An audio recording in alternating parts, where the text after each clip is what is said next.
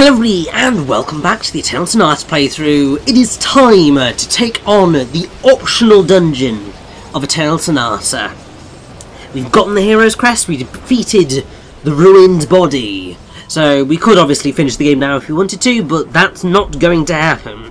We're going to go take on this optional dungeon because actually it's going to tie off certain elements of the story that are actually quite important. And also it's going to allow us to hear that final beautiful piece of music by Frédéric Francois Chopin that is held within this game. So, I showed you this the last time, but if you didn't remember, to get to the location of that optional dungeon, you have to run to the left or the right. It just has to be the same direction. Pretty much, I think it's like 3 or 4 times. Basically just keep running in one direction constantly, and eventually it will turn up.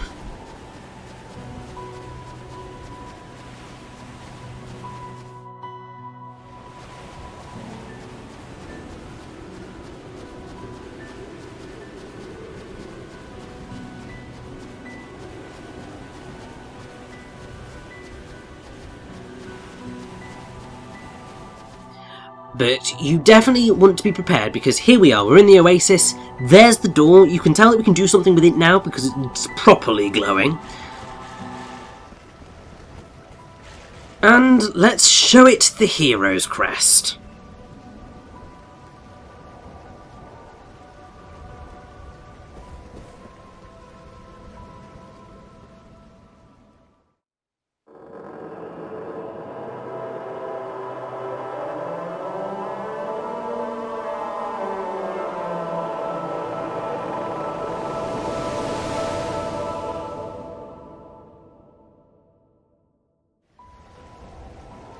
And yes, the door is open. So let's head on in and see what mystery awaits us on the inside.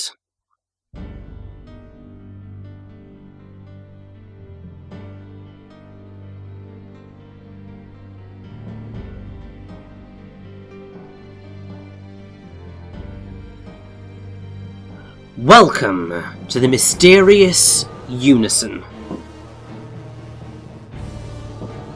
which really does have a slightly hideous piece of music. But who is this at the bottom of the stairs? Oh my god, it's Claves.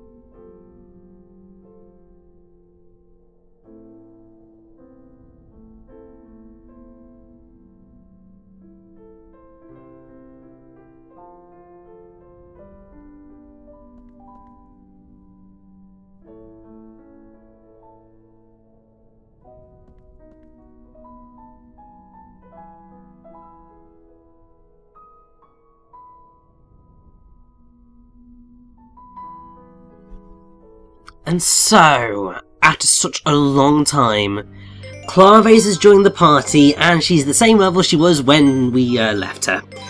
So, you can definitely level up Claves if you want to. In fact, it might even be recommended to do so, because Claves can be, once you get to the same level as everybody else in the party, a very useful party member, because she does have some pretty good attacks, and she has some pretty good healing moves. That said, for a very long time she's going to be very, very squishy. I swear I'll defeat you with my sword. Because obviously she's only level 23, and that means she's going to die a lot in this dungeon. It basically explains why she wasn't able to do any of this herself, because basically her soul has been split into multiple fragments, and we have to collect them all in order to put her back together. But obviously, considering the level she was when she died, there's no way in hell she would have been able to do any of this by herself. And that said as well, even at the level we are at the minute, which is around level 60, a lot of the enemies in here can be quite dangerous. So you have got to be very careful and very on the ball with this. But the reason that you're really going to want to come here isn't Claves, really. I mean, it ties together a bit of the story, I suppose. It'll give you that final piece of showdown music, but the Mysterious Unison here features the best weapons in the game, and some of the best items as well. It features, I think, some score pieces as well, which are integral to 100%ing the game, because then you can use them on a second playthrough in Encore mode. And also it introduces, once we've done all of our levelling up, Party Level 6. And Party Level 6 is awesome because it allows you to chain up to 6 harmony chains, which is amazing.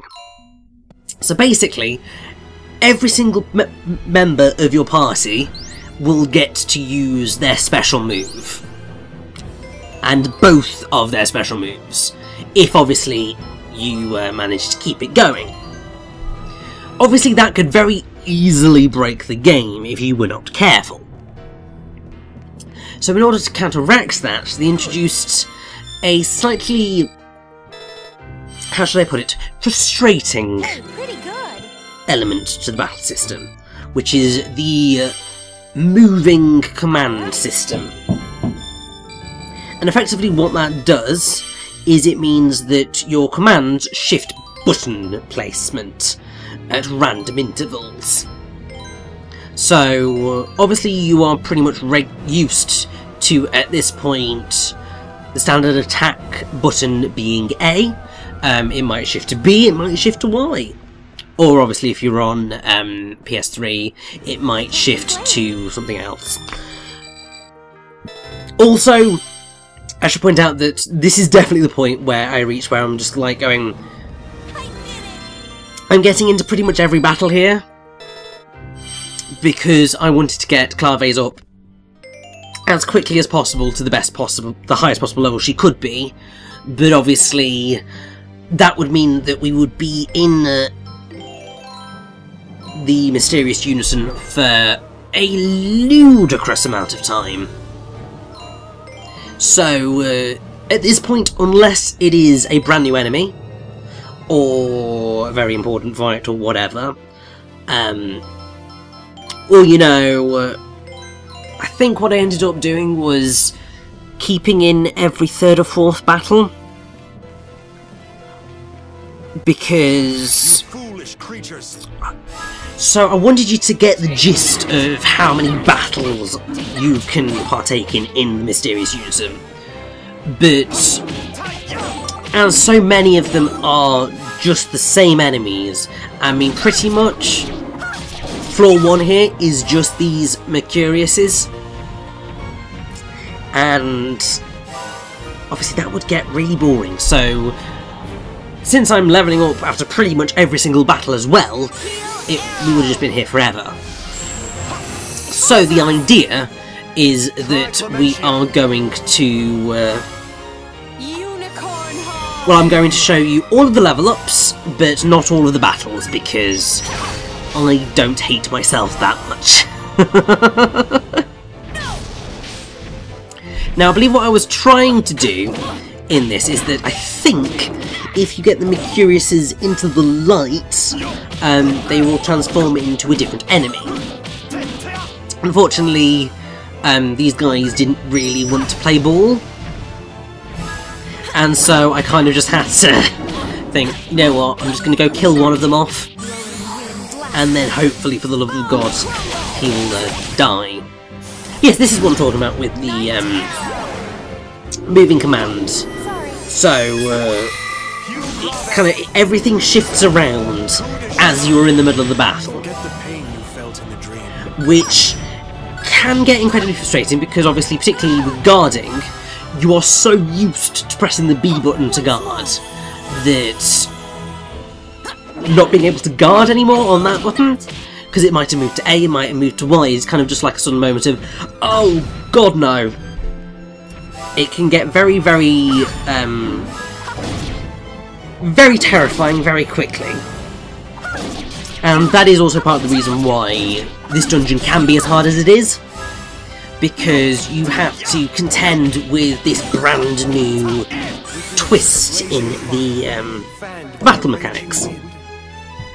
And ultimately, when I was playing, so obviously I tried to beat Eternal Sonata with doing this, but it was quite long, and I was just like, you know, I just want to finish the game. But then when I think went to record it the first time, I hopped back in, or there was a point when I hopped back in to play it, because I thought, well, I'll finish this and then I'll do the Encore mode playthrough. But because of the moving battle command, I was just like, I'm all fingers and thumbs here, it's not working properly. I'm not getting the guards down properly, and it was just a bit of a mess. So obviously, the game kind of relies on you having mastered standard battle mechanics at this point, so that you can then come into this optional dungeon and manage the moving battle deck system a bit more effectively, because it's just an extra bit on top where you've got to make sure that you are paying attention to what buttons you're pressing rather than just doing it as you would do. Hey, pretty good. It is slightly annoying, and is probably the one thing that I do not like about Party Level 6. I think it's the one thing quite a lot of people don't really like, actually. But yes, and ooh! Quite like to see what a Crimson Blaze does, eh?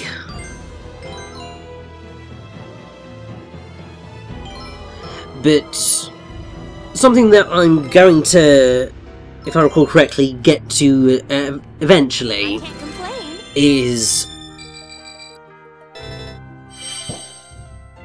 at some point during our journey, I do pretty much just decide, you know what, I've gotten everyone up to, it was about maybe level 65-ish, I feel.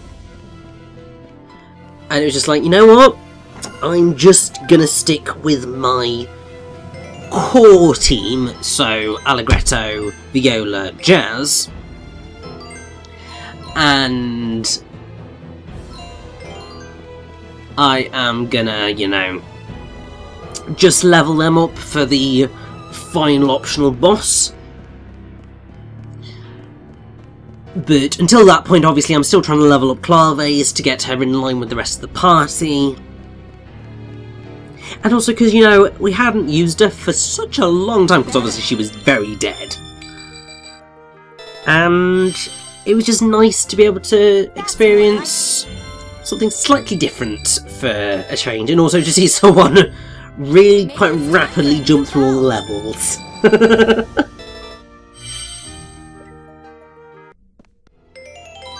But you do have to do a lot of battles in order to get Claves up to scratch, really.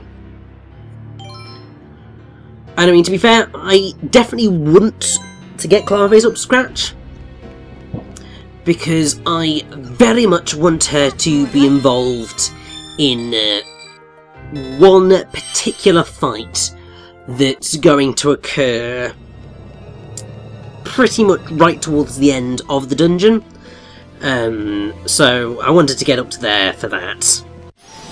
Hey, I'm over here. Come on. But yes, I should probably explain a little bit more about the Mysterious Unison. So, the musical theme that you'll hear throughout it is called Illogical Theory. It's not the nicest of themes, mostly because, you know, those awful bits of the court choir singing. Ugh, it's just really unnerving, but that's the whole point. But it does have a few quirks. So there are a grand total of 13 floors, over which I think it's 9 pieces of Claves' soul.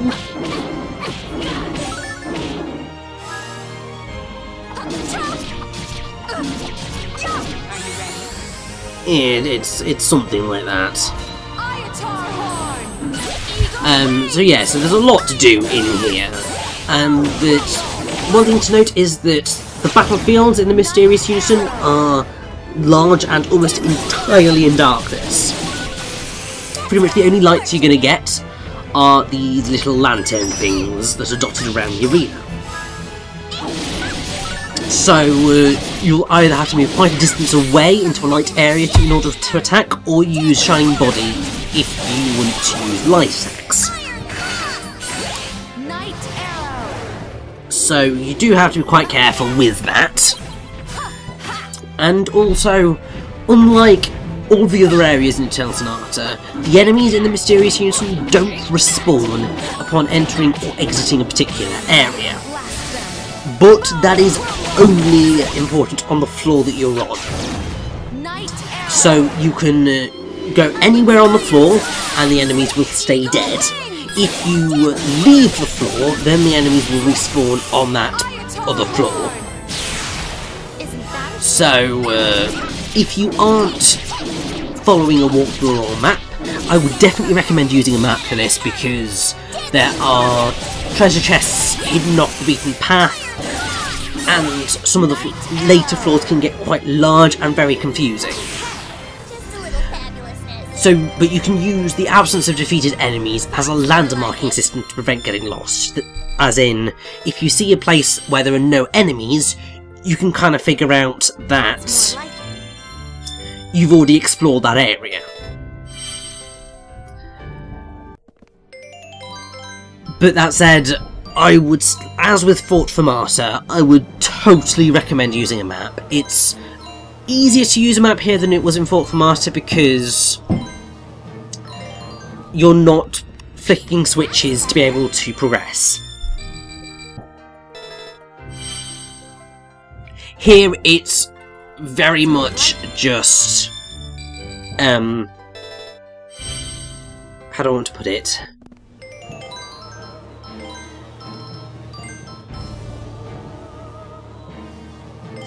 It's more a case of a labyrinth than anything else. So you don't have any switches to pull, you're just running around a map with offshoots that lead to treasure chests or things that may or may not have a piece of Claves' soul in it. Like that was a soul shard, which is a piece of Claves' soul. Obviously, once we've collected all of them, then we will resurrect Claves for good and she can leave. What's nice is that you can leave the Mysterious Unison at any point during your run through it. And if you reached a particular floor, you can teleport from the bottom to that floor, which is so helpful. Because obviously, if you notice that you're really struggling and you've begun to run low on items, then obviously you can return to the Elegy of the Moon and purchase a lot of stuff to be able to then get you through the end.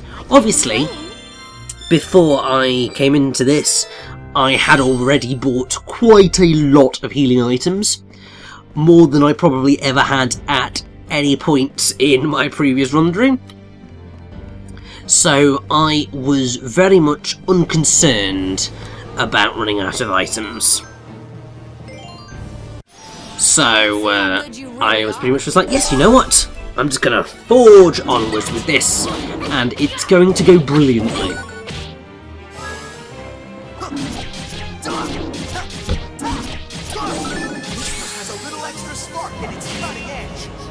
But yes, we are going to be here for a while, because obviously there are 13 levels, and each of them have their own peculiarities, and also they've all got stuff hidden about them, and there's also lots and lots and lots of battles. But so that this is easily the longest dungeon in the game, without a doubt.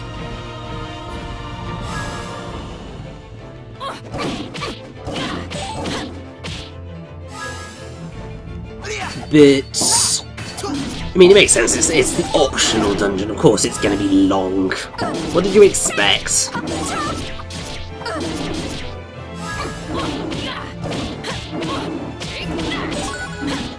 I think that this fella right here is going to be our last kill, or last visible kill anyway, for this floor.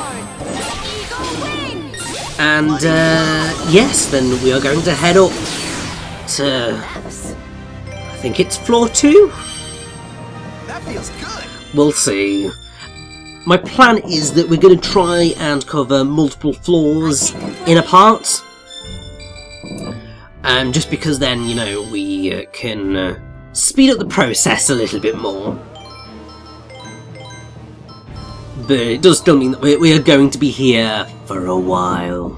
But yes, it's nice to see that Claves is already in the level 40s, so she's only about 20 levels lower than everybody else right now, which is certainly a marked improvement than being 40 levels below everybody else. So as you see, you can get her quite quickly up to speed, but yeah, it does take quite a few battles to reach that point.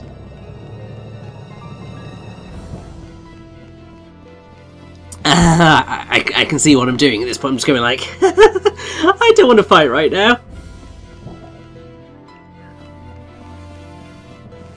I just want to get to the teleporter that will take me to level 2.